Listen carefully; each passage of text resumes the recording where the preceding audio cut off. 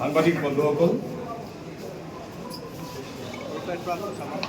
আমি বিগত দুদিন ধৰি আমাৰ বৰাক উপত্যকাৰ তিনিখন জিলাৰ বান পৰিস্থিতিৰ বুজ লৈছোঁ।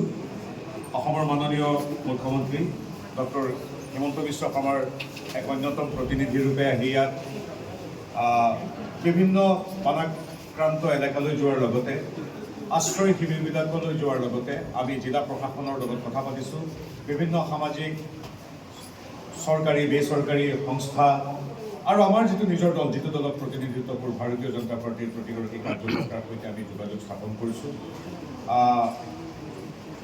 কিছুদিনৰ পিছতে মুখ্যমন্ত্ৰী মহোদয় আহিব, আমাৰ সন্মানীয় কেইবাগৰাকী মন্ত্ৰী আহি আছে আৰু মুখ্যমন্ত্ৰী মহোদয় প্ৰতিদিনেই আমাৰ জিলাৰ বিষয়াসকলৰ পৰা, মন্ত্ৰী বিধায়কৰ পৰা সকলোৰে সৈতে যোগাযোগত আছে। তেখেতৰ সম্পূৰ্ণ চিত্ৰখন স্পষ্ট আৰু তেখেতে ইতিমধ্যে কৰণীয় সকলো কাম কৰিছে।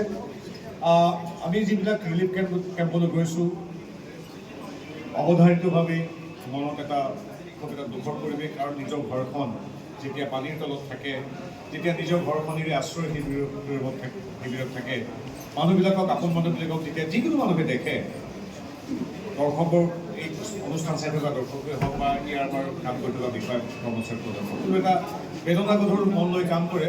তৎসত্বেও আমি তিনিওখন জিলাৰ প্ৰতিগৰাকী চৰকাৰী বিষয়া, কৰ্মচাৰী, আয়ুক্ত তথা বিধায়ক, সাংসদসকলৰ লগতে বেচৰকাৰী সংস্থাবিলাকলৈ আমি আন্তৰিক ধন্যবাদ জনাইছোঁ। ইমান নিখুঁতকৈ, নিয়াৰিকৈ সাহায্য প্ৰদান কৰিছে।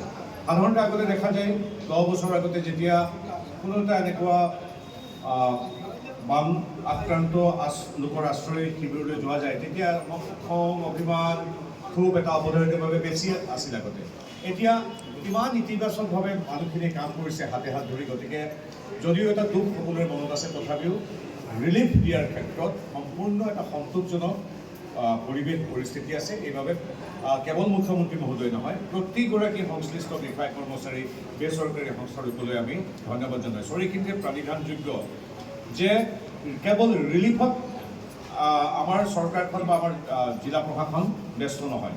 ৰিলিফৰ সমান্তৰালভাৱে পানী শুকোৱাৰ তাৎক্ষণিক পিছত কৰিবলগীয়া কামখিনিৰ বিষয়ে ইতিমধ্যে পৰিকল্পনাটো হৈ গ'ল, কাম আৰম্ভ কৰিছে। অৰ্থাৎ যে পানী শুকোৱাৰ লগে লগে কৃষকক কঠীয়াৰ প্ৰয়োজন হ'ব, আমাৰ অনাময় আঁচনি আৰু শক্তিশালী কৰিব লাগিব, স্বাস্থ্যজনিত এটা পৰিৱেশ সৃষ্টি কৰি সকলোবিলাক বীজাণুমুক্ত কৰিব লাগিব, খোৱাপানীৰ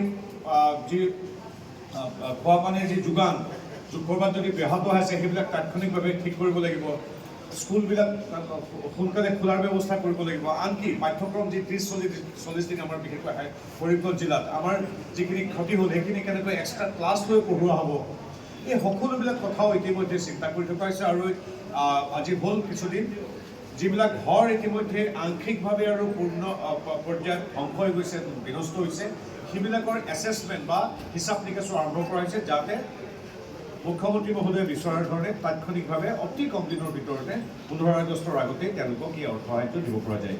গতিকে এই কামখিনি আমাৰ হ'বলগীয়া।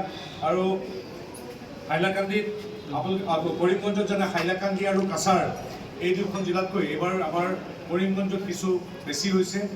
আৰু প্ৰথম ফেজতে আমাৰ ৰিলিফ কেম্প স্থাপন কৰিবলগীয়া হৈছিল প্ৰায় 30টা, কিন্তু এইবাৰ আমাৰ ৰিলিফ কেম্প কৰিবলগীয়া হৈছে 118টা। গতিকে আপোনালোকৰ প্ৰাবল্যটো ইয়াৰ পৰা অনুমান কৰিব পাৰি।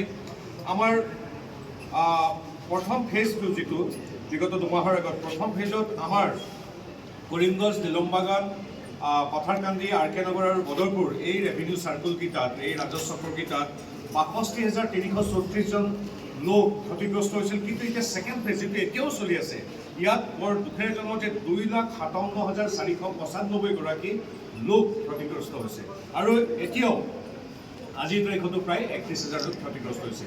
গতিকে খুব এটা তুলনামূলকভাৱে বাকী অসমৰ অন্যান্য জিলাতকৈ নগাঁৱৰ পিছতে আটাইতকৈ বেছি আমাৰ প্ৰাবল্যটো কৰিমগঞ্জ জিলাত বেছি। তৎসত্ত্বেও আমাৰ ইয়াৰ জনসাধাৰণ, বিষয়া, কৰ্মচাৰী, বিভিন্ন সংস্থা, আনকি মোৰ দল ভাৰতীয় জনতা পাৰ্টি, আমাৰ দল ভাৰতীয় জনতা পাৰ্টি, জিলা প্ৰশাসন, বিধায়কসকল, সাংসদ সকলোৱে হাতে হাত ধৰি এই সাহায্য আগবঢ়াইছে। গতিকে আমি ঈশ্বৰৰ ওচৰত এতিয়া প্ৰাৰ্থনা কৰি আছোঁ যাতে সোনকালে প্ৰকৃতিয়ে আমাক সহযোগ কৰে পানী শুকাই আৰু বাকী কামখিনি আমি কৰিব পাৰোঁ।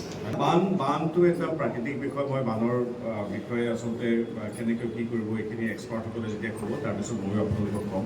কিন্তু আমাৰ এইটো সঁচা কথা যে বিগত দশক ধৰি আমি বানৰ দ্বাৰা আক্ৰান্ত হৈছোঁ। কিন্তু মানুহে যিখিনি কৰিব পাৰে, মানুহে কি কৰিব পাৰে, বান্ধবিলাক আৰু শক্তিশালী যিবিলাক পুৰণা বান্ধ সেইবিলাক শক্তিশালী কৰিব লাগিব।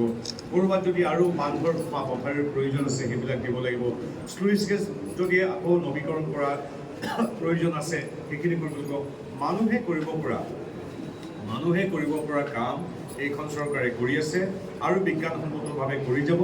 কিন্তু প্ৰকৃতিৰ লগত যুদ্ধত আমি কিমান সফল হওঁ, কেনেকৈ আমি সফল হওঁ তাৰ কথা বতৰা আচলতে মই এই মুহূৰ্তত এই বানৰ হেৰিয়াত মই তেনেকুৱা এক্সপাৰ্ট কমেণ্ট দিয়াটো আচলতে বাতলামি হ'ব। মই নাপাই ক'ম যে মই এনেকৈ বানপানী হ'লে বৰাক উপত্যকাৰ বিশেষকৈ যোগাযোগ বিচ্ছিন্ন হৈ পৰে। হয়, এতিয়া সেইখিনিয়ে যোগাযোগ বিচ্ছিন্ন হৈ যায়। আমাৰ বহু পথ এতিয়া মই হিচাপটো দিয়া নাই, বহু পথ আমাৰ ধ্বংস হৈ গৈছে আৰু কিছু এতিয়া আমি কিছু জলপ্ৰৱণ এলেকাটো আমাৰ আৱাসস্থল গঢ়লৈ উঠিছিল। সেইবিলাক এতিয়া মই দেখিছোঁ কিছু এতিয়া কেম্পত যিখিনি মানুহ আছে তেওঁলোক ইতিমধ্যে কিছু জলপ্ৰৱণ দ এলেকাতো বাস কৰিছে। গতিকে তেওঁলোকক ভৱিষ্যতে বেলেগ ক'ৰবাত ঠাই দিব পাৰে নেকি। মানুহে, প্ৰশাসনে, চৰকাৰে কৰিব পৰা প্ৰতিটো কামেই ডক্টৰ হিমন্ত বিশ্ব শৰ্মাদেৱে কৰিব।